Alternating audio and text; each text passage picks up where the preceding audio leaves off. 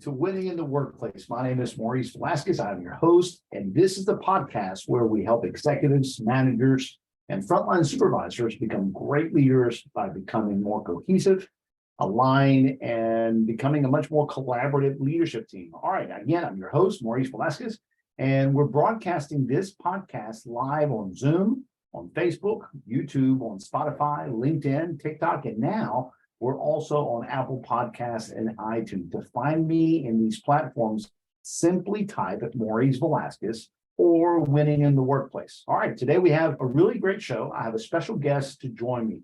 His name is Ryc Brownrigg. He's an investor, an inventor, a successful entrepreneur. He's a technologist, a blockchain enthusiast, and one of my first bosses when I was first starting my career. He's a personal friend of mine and an incredible amount of debt to him for his mentoring and his leadership with me. Much of what I know today and what I've built into my leadership management program, I learned it from Ryc. Of the 3-4 years that we worked very closely together, watching him lead our team, how he developed me and other young, inexperienced managers, how he brought us into basically the world of leadership. And I'm excited to have Ryc. I'm glad he's accepted my invitation to do this episode with me. I'm excited for all he's going to share with us. But before starting, I need to remind you to visit me at my website at mauricetraining.com, where you can register to attend our leadership summit. You can book me for speaking events at your upcoming conference or events to speak to your team in person or in Zoom. Again, the website is mauricetraining.com. All right, let's get started. All right, so hey, as I promised you guys, we have a great show, and I have a great friend of mine, extremely successful entrepreneur, Ryc Brownrigg. I've known him almost all my life, my entire professional life. I've known him. He's been very influential for me. Look, I'm not going to waste your time. Let me introduce you. Hey, Ryc, I know you're in the studio here. Come on in. Let me have everybody greet you and greet everybody. How are you, man? Doing well. And you? It is great to connect with you again. We hadn't talked in several years, but no, man, it's good to have you on the podcast. I'm excited about having you here. Well, thank you for inviting me. So, hey, you heard what I told everybody that I've known you all my professional life, and I have. I mean, you were really one of my first bosses. I learned a ton from you in the 3-4 years, actually it was almost 4.5 years that we worked together. So kudos and thanks for everything. You've been influential. So it's great to have you here. You know, I had to work a little bit to get you in shape, but you did a great job. Yeah. No, Kevin, you remember you promised not to tell some of those stories, okay? So no stories like that. All right, man. So I want to make sure that I was fair. You're an inventor. I want to hear about that. Okay. You've been a very successful entrepreneur. Right now, you are a blockchain enthusiast. If you're a technologist. Yes. I've always known you as an extremely effective manager. I mean, really, again, a lot of what I train now and what I do in my program comes from having watched really good managers, and you're one of them. I mentioned you in my workshops hundreds of times. So I really want to dive into that because I want to get into your head as far as, you've been senior executive in media companies and everything. So just real briefly, tell us about yourself, man. Well, thank you. I've always been interested in what I call disruptive technologies, things that technologies that could enhance people's lives. And for example, back when I started Real Networks, I built a CD ripping software that allowed people to make MP3s. It was very popular from the standpoint of enabling people to get their content digitally and take it with them on portable devices. Back then, we didn't have iPhones and all. And so it was very exciting. And we went from 0 to 70 million customers in 18 months. And then I progressed into streaming video, which was the next area of disruptive technology I looked at. And I was told by many people, nobody's ever going to want to watch video on an iPhone, an iPad, a tablet, or whatever. And I said, you're wrong. And so I started building technologies that enable consumers to consume their cable content, for lack of a better term, on their iPads and iPhones. And I built one of the first downloadable subscription video services for Disney and Starz. And we launched it in 2005. Bill Gates actually stood up at the keynote at CES in 2005 and presented our product called Bongo. It was a huge success, and we were the first software product to make it in the top 10 products of CES in 2005. Then I went on to another company and started building a true streaming product for our European cable companies. It's called Liberty Global.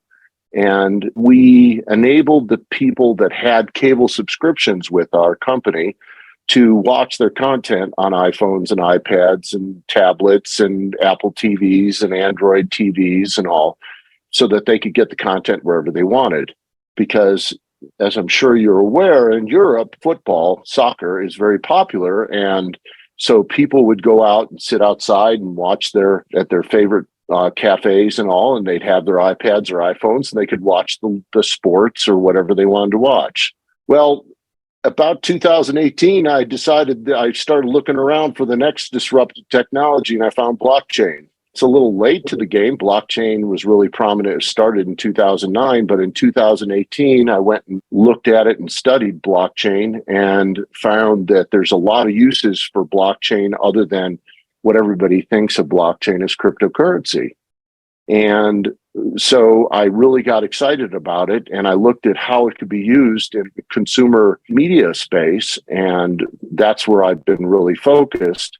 And my wife, about a year ago, suggested that I advance my degree, and she started looking around for universities and found the University of Malta, which is the top university for blockchain. And I'm trying right now, finishing up my master's degree in blockchain, and specifically around the technology aspects of it. I really like working with technologies that are new, that are potentially going to enhance people's experiences. And I'm right now looking for my next opportunity. So whenever you and I met, which is somewhere around 1990, and here we're definitely aging ourselves, right? That was an industry at the time where the technology that we were dabbling in at Fifth Generations, it was cutting edge technology and likewise disruptive technology. Would you consider that to be the case?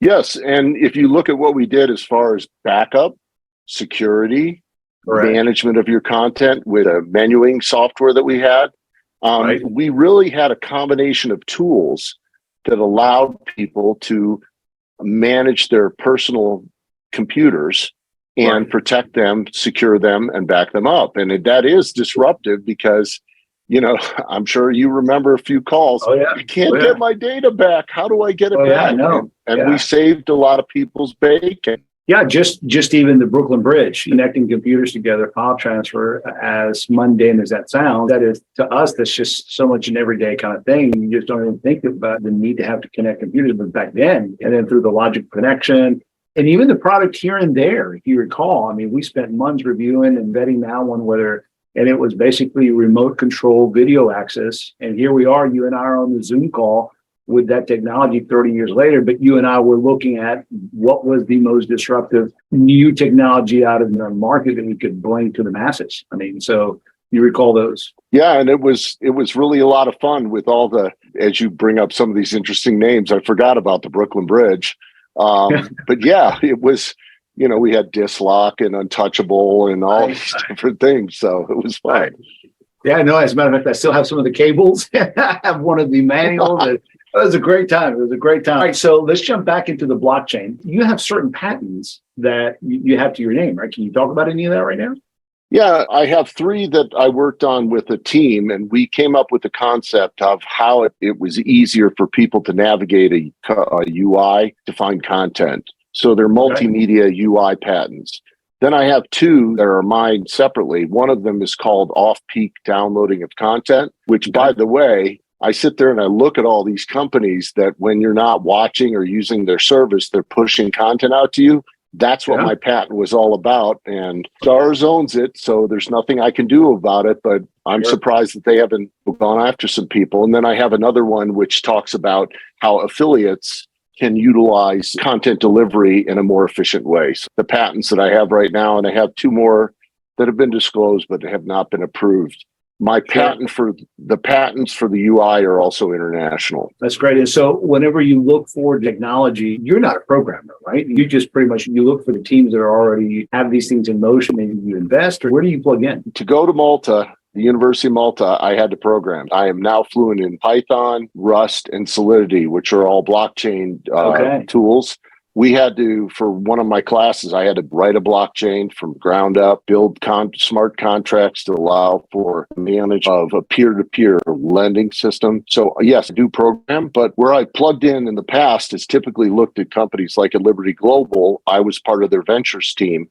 And I looked at potential investments that would make sense for the company, but also be part of a portfolio that we could sell to our customers. Well, that's great. That's really all right. So then let's go ahead and jump into blockchain. Assume I know little or nothing, because I know whenever I'm in conversation, there's a lot of people that are I'm one of them, very novice about all this, not only the cryptocurrency issue, but as far as what blockchain is. So speak to us in layman's terms. What is it? How does it work? Why should folks be paying attention to it? I'm saying just start wherever you feel best to start. Well, blockchain is a series of technologies that was initially started up in 2009 by a gentleman by the name, don't know if it's a gentleman, by the pseudonym Nakamoto Satoshi. And he came up with this concept that you have this distributed ledger, or just like a normal ledger you have in accounting, that would be stored on this system, and it's immutable, so you can't change it. It's secured because it's encrypted,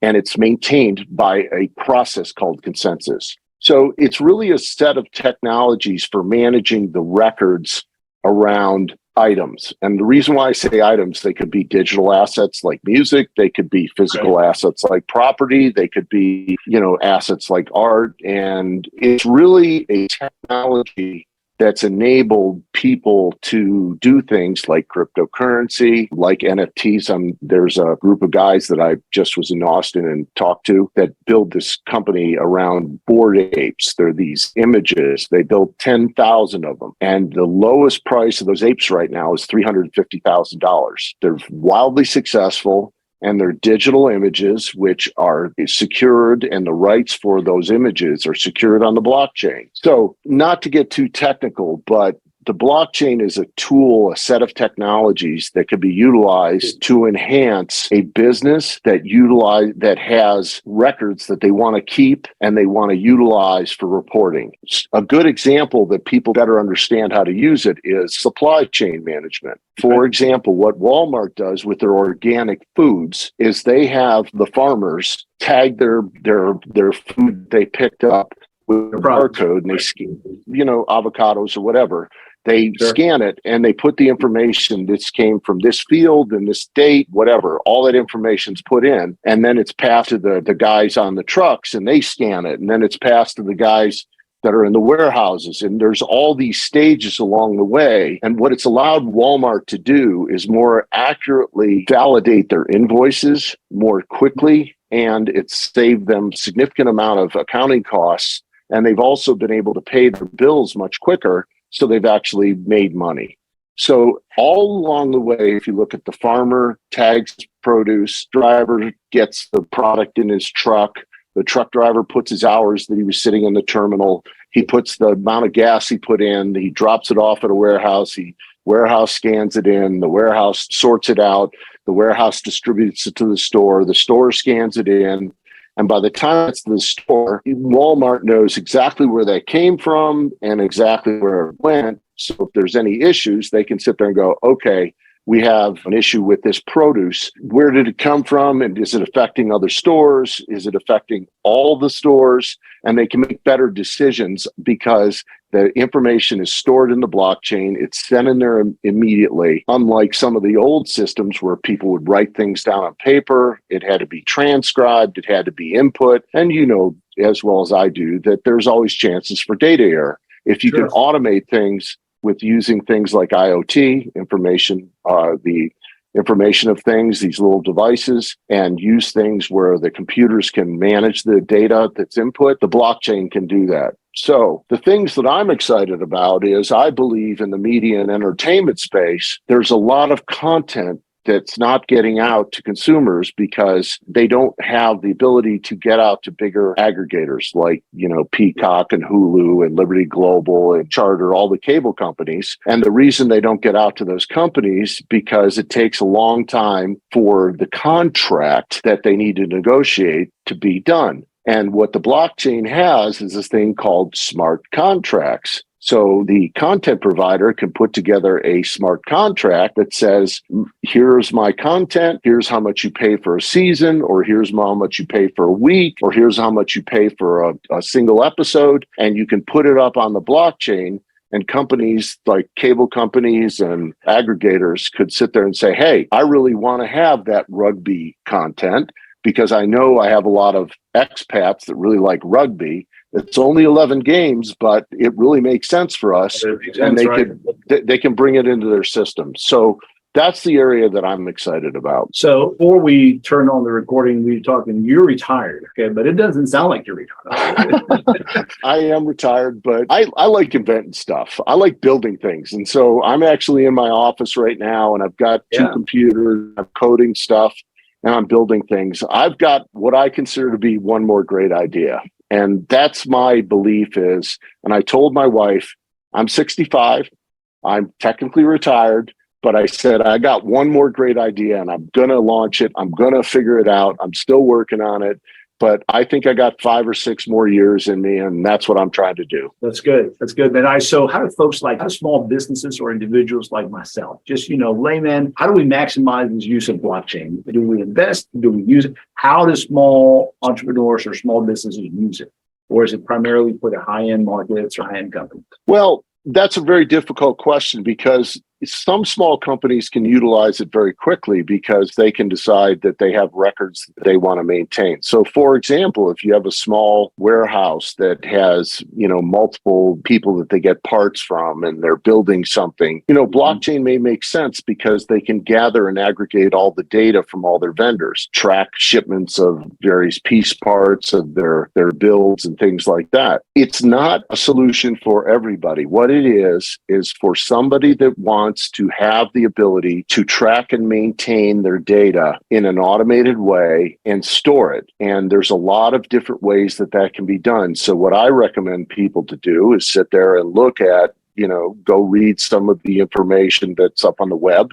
There's a lot of good sites that talk about how you can utilize blockchain in your specific industry. There's a lot of reasons why you shouldn't use blockchain. It's like you don't need a 10-pound sledgehammer to drive nails when you're building a house. So you have to look at the tool that's right for you. It is an exciting technology. I do believe that a lot of people are going to start to use it for medium or small to medium-sized businesses because it can automate their processes. Now, if you want to get crypto side of the business, the one thing I will tell you is look at who is selling whatever they're selling you. So, for example, this whole FTX debacle, if you had looked at the person that was behind the FTX, you would not have even invested in it. It's just like when you do stock, any other investment you do, you need to look at the company. Now, things like Bitcoin and some of the other tokens that are out there that are established, they're perfectly acceptable and you can invest in them. It's just like any other commodity, like stock, silver, gold, whatever you want to do. And those investments, if you're into looking at commodities, not stock, I shouldn't say stocks, I should say commodities, cryptocurrency can be an option for you. And I know there's a lot of people that make a lot of money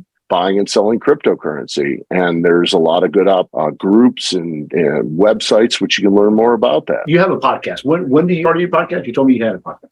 No, I'm working on it. My podcast is going to be one more great idea. My whole point is I believe, just like you had a great idea, you started your company. I want to talk to people. I've got a very good friend of mine who just started a company called Humans Not Robots. I want to talk to him. How did you come up with that one more great idea? Because I believe there are a lot of smart people that have that one more great idea. And so what I want to do is I want to talk to people that, as far-fetched as, this guy, Humans Not Robots, he's trying to figure out how to, be more carbon friendly. Are you looking for folks who have already launched it and they're getting off the ground? Or are you looking for, look, I have an idea and kind of like pitch it to you, like get it formatted so as to launch it? At what stage of the game are you looking for? I'm looking for all of them. The way I look at it is I've been given opportunities. I've been blessed to have opportunities presented to me, and, people have believed in my idea. So the way I want to do it, I want to talk to people and I want to be able to sit there and discuss with them what their one more great idea is and try to give them some coaching, I believe that one of the things that I've done very well in my life is mentor people. I've been very successful at that. And it's one of the best things that I can do. So I'm hoping that I can bring people that have been successful, bring new people in, but it's meant to be short snippets of ways that people can think about, hey, it's not so bad to have a great idea, dream, and go pursue it. All right. So when are you planning to start your podcast? Just got the logo designs. I've got the URL, and I've got I'm using some of the technology my wife purchased for me. I'm actually working on it.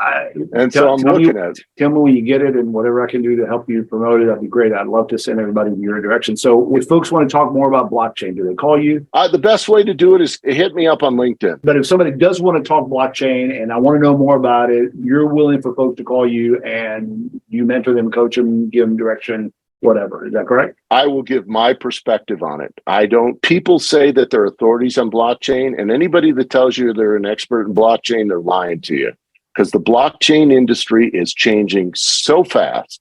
I mean, the rules and regulations are changing. It's a very dynamic industry. So I'll be happy to talk to anybody. I love blockchain. I'm happy to talk about it. I'm on LinkedIn, Ryc Brownrigg, BROWNRIGG, and just send me a message. Say you heard me on this show, and I'll be happy to talk to you. That'd be great. Well, you repeat those to me in just a few minutes when we get to the end of it, because I want to make sure everybody gets on the back end. All right. So talk to me a little bit about your entrepreneurship. I will mention this to you, something you just said. You like to mentor people. You like to, help folks out. You saw me raise my hand and say, yeah, I'll tell you, I've been a great recipient of that. Watching you in action as a manager, as a middle manager, as an executive was fascinating. I've told you that before. I've used so many of the things that I learned of you for those 4 years to build a lot of what I teach now in my program, just basic management disciplines and everything. Let's spend a little bit of time on, how your management style, your leadership style, what in that has that helped you be successful? And what tokens should we pull away from and say, we need to apply to it? There's a couple important things about being a successful manager. Is number one, you have to care about your employees. You have to have a personal connection with your employees. That doesn't mean that you have to go out and socialize with them. It doesn't mean that you have to do a lot of things. But if you don't show a genuine interest in what's important to your employee, you will never be able to make the correct decisions about how they progress, they move on, where they want to fit, whatever they want to do. You need to understand that stuff. And then the second thing, and this is one thing my dad taught me, is never ask a man to do something, or a woman to do something that you wouldn't do yourself.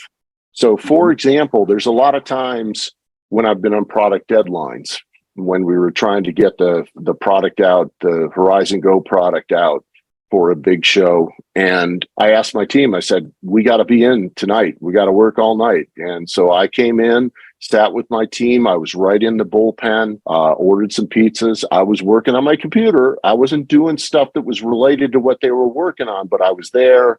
I was talking to them. They saw me there. And, when I saw the people, slowing down, made a decision that said, hey, why don't we call it an evening? You've done a great job. Telling people that they've done a good job and going up and asking them how they're doing and just acknowledging them is very important as a manager. And it's just little things like that. It has to be sincere. It can't be just, hey, you're doing a great job. Yay. It's, hey, really appreciate what you did on that project, finding those bugs, or really appreciate the idea that you brought to the table. Be specific. You need to do that. So in that regard, one of the things that I tell my manager or my direct reports and their direct reports is I get to talk to anybody that's directly under me or indirectly under me. And I get to know them and I get to talk to them. And so during the process of hire, I always ask, I will sit there and I want to talk to somebody that's going to be hired, that's your final candidate, and just have a 5-10 minute conversation with them. And I won't say no, but I want to understand the person and see what's important to them. And there's only been one person in my career that I think of 30 years that I told the person, you should not hire this person, it'll be disruptive. but everybody else has been successful. Liberty Global has only lost one person that I've hired in the 13 years that I was there. Most of the people progressed up to senior management roles and stuff like that.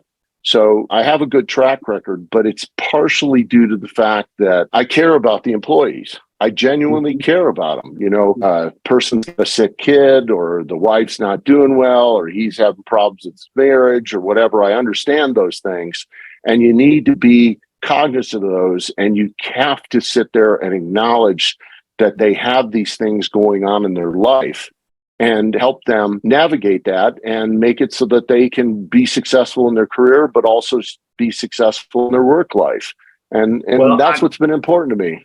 No, I experienced that when you hired me into the marketing team. Immediately, you, myself, John, Vincent, Jason, you were right there. And you also created for us an environment where we got along well together. You were all about the team, and you were all making sure we had good relationships with one another. It was a real spirit of camaraderie. I told you this earlier. I would say probably my biggest takeaway, the relationships that you helped us build with you and with others, but also just the dynamic of communication across departments. And that was, do you recall that Thursday meeting, 9:00? Yes.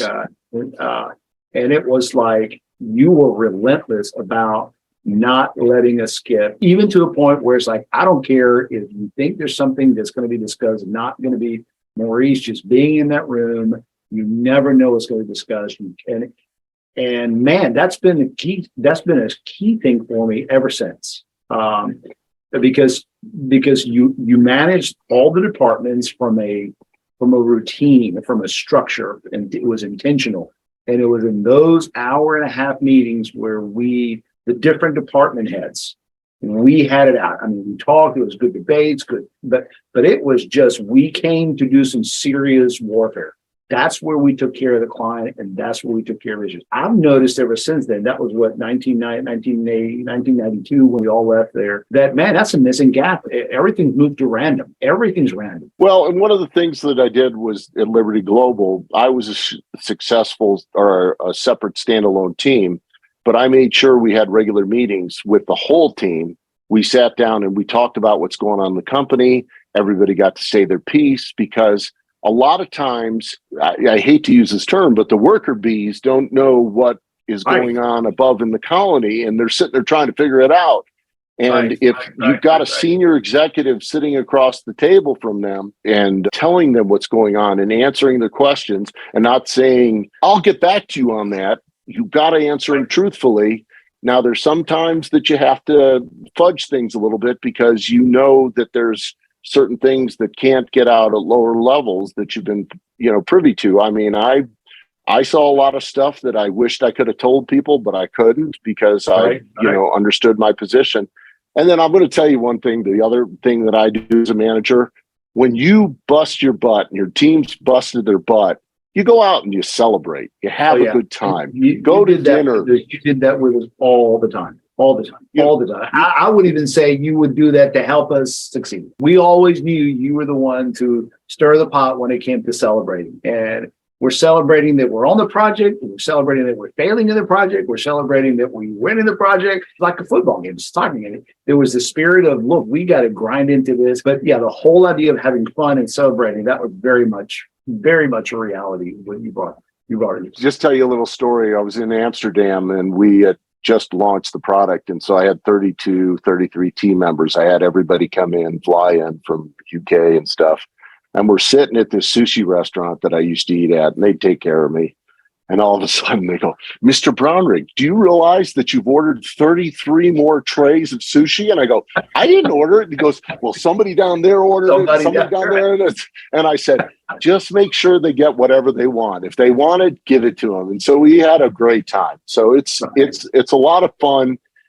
People need to cut loose once in a while and just, blow off some steam. And my dad told me a long time ago, he said, you got to work hard, but you also got to play hard. Yeah, well, no, another aspect I tell you that I saw and I felt and I enjoyed it, just how much you mentored each one of us. You had about 7 people under you. We were all, I can't say novices in management, but we certainly were way behind what you needed. And you took us under your wing, and you were pretty rough on us. You were pretty tough on us, and you weren't unreasonable. I'm sorry. No. But it was great. I remember one time after probably maybe 3 weeks of me being at one of those meetings, you came talk to me afterwards. And you said, all right, look, you're supposed to talk in there. And I was like, I didn't know what I said, you know what I'm saying? But your point was, look, you're in there for a reason. You need to participate. You need to bring issues, or I'm not going to have you in there. And then I'll have somebody else tell you what happened. And I could tell, okay, I think he's trying to tell me something, you know, but I got it clear. I'm in there for a reason. I'm not there to stare. He wants me to bring issues, but it was just this fear factor, you know, because I mean, I was in the room with folks ahead of what myself and some of my colleagues were. We were brand new at management, you know, and to bring tough issues that we knew we were probably going to be scared at. But I knew what I was more scared of was leaving that meeting and have you walk into my office and say, you were quiet too long, too much. And it's like, man, Ryc is going to make me talk whether I like it or not. That's what I mean by tough. I mean, you weren't rough, you weren't unreasonable, but it was just, I knew that I had somebody who was trying to get it out of me. You know what I'm saying? But you didn't give up on us, and you raised the standard real high. And you said, you guys are going to jump into this. And I built the pool, but you're going to jump in and you're going to swim, but you never gave up on us. Well, thank you for that. But the thing is that it's another part of aspect of management is you got to figure out how can you help the person be better.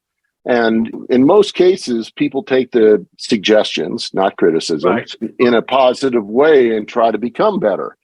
We all are scared when we first get into a situation. We're all apprehensive and we don't want to make a mistake. And I've said this many times. I don't know if you remember that we built, I can't remember which version of the Fastback.